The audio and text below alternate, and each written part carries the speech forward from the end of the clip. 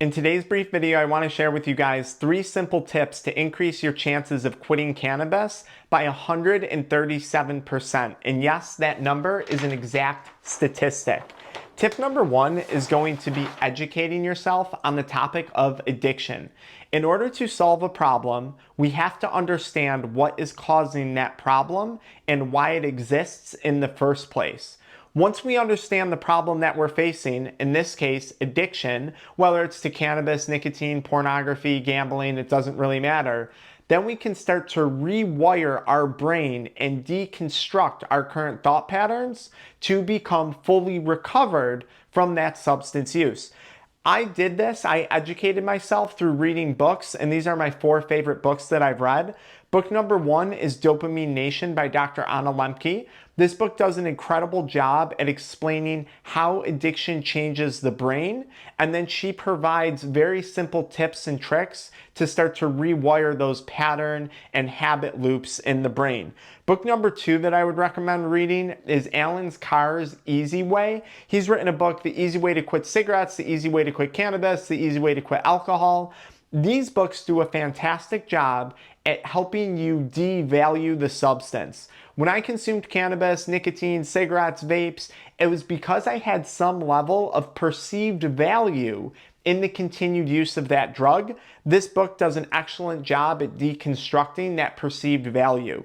One of my favorite books, Rational Recovery, book number 3 by Jack Trimpey, provides you with one single technique to separate your thought patterns from the thought patterns of addiction.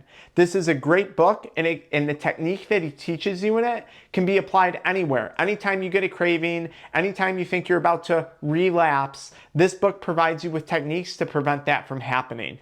And it creates a separate identity between you and the addiction.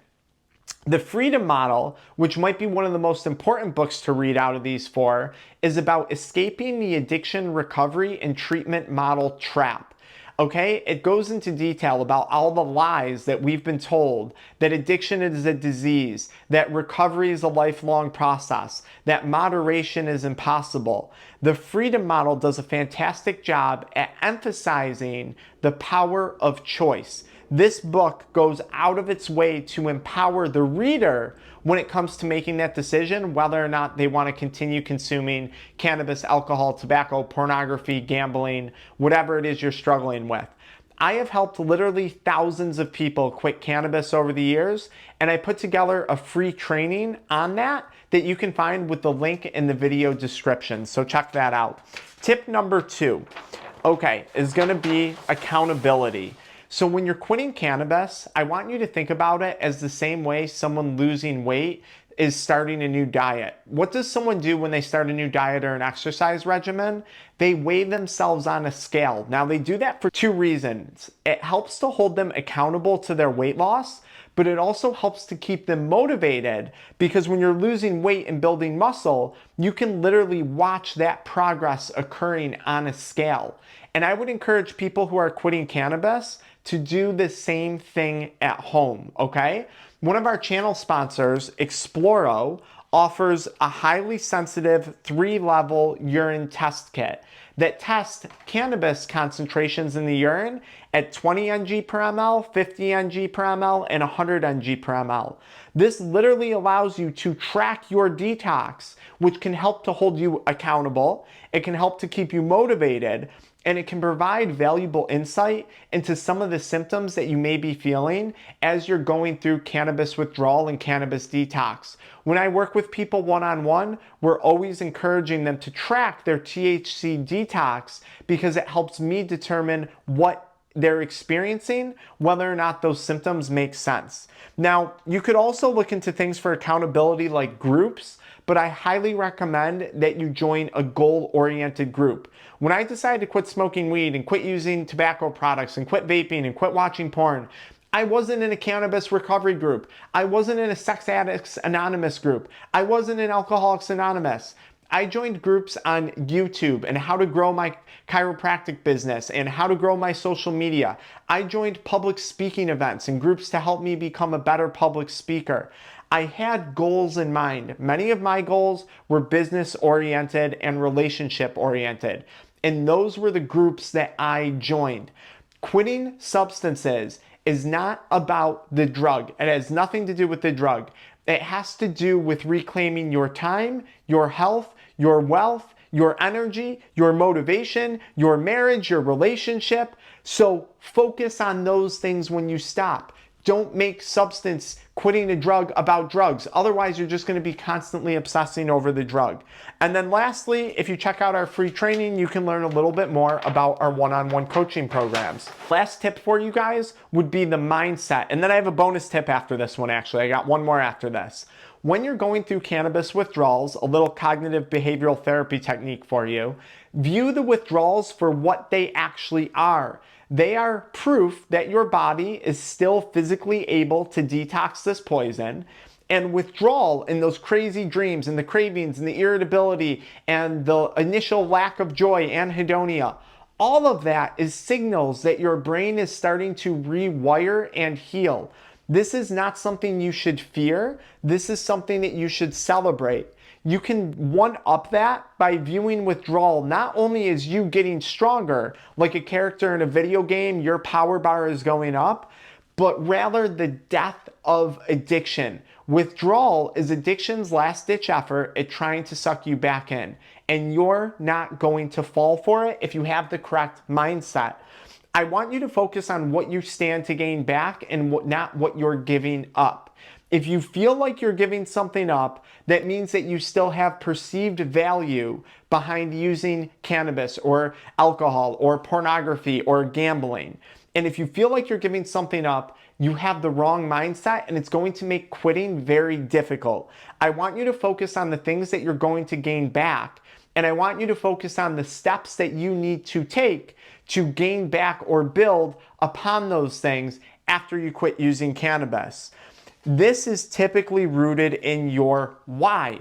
Why did you quit? What is it that you actually value in life? Is it your time? Is it your family? Is it your physical health? Is it your mental health? Is it your finances? Is it you're an entrepreneur, a business owner, and you want to blow that out of the water? What do you actually care about in life? This is where we want our mindset to shift to. Now, a bonus tip for you guys would be supplementation secondary to lifestyle modification. When I talk about lifestyle modification, what we are trying to do is build a lifestyle in which cannabis is no longer welcome. That is the goal, in which addiction is no longer suited. This is your house. This is your brain. It is your responsibility to protect it and provide it with the things that it needs to be satisfied. And if you're not doing that, drugs are going to find a way to effectively continually creep back in again and again and again and again, and then you get stuck in the cycle of one more hit, one more day. Oh, I had a craving. Oh, stress caused me to relapse. We don't want this to happen. So we want to focus on building out a lifestyle that doesn't welcome addiction. For me, that was rooted in my entrepreneurship, that was rooted in my faith, that was rooted in my family, that was rooted in my finances, it was rooted in my physical health. Those were all areas of my life that I started to pursue. Lastly, supplementation. KSM 66 ashwagandha is an incredible supplement at helping to improve a person's stress tolerance. KSM 66 ashwagandha helps you better tolerate stress, both physically and mentally, which is a great thing when you're going through detox and withdrawal. NAC, or N-acetylcysteine, is a supplement that's not only really good for balancing blood sugar and helping with lung and pulmonary inflammation, but it's also been shown to strongly reduce cravings for nicotine, cannabis, sugar, alcohol, and other obsessive compulsive behaviors. Lastly, creatine monohydrate. Creatine is one of those supplements that's essential for energy production, recovery, and now we're learning that it plays a major role in brain health. So these three supplements are a really powerful stack. Right below on YouTube Shopping, after you check out that free training in the link in the video description, we have our Kick It Crave Less chewing gum. We're the only people in the world to make a chewing gum that contains KSM-66 ashwagandha and N-acetylcysteine. The chewing gum is designed in a gum form, so unlike a capsule, it doesn't get broken down in your gut and then you only absorb a small percentage of the ingredients. Chewing gum gets absorbed buccally into your gum tissues and the tissues in your oral mucosa. So fast-acting ingredients with maximal absorption. Exactly what someone needs when they're going through cravings and cannabis withdrawal symptoms. It also helps with oral fixation. So if you want less stress, you want less cravings, check out Kick It Crave Less chewing gum. Otherwise, follow me right into the next video for my complete guide on overcoming a cannabis substance use disorder. Until next time.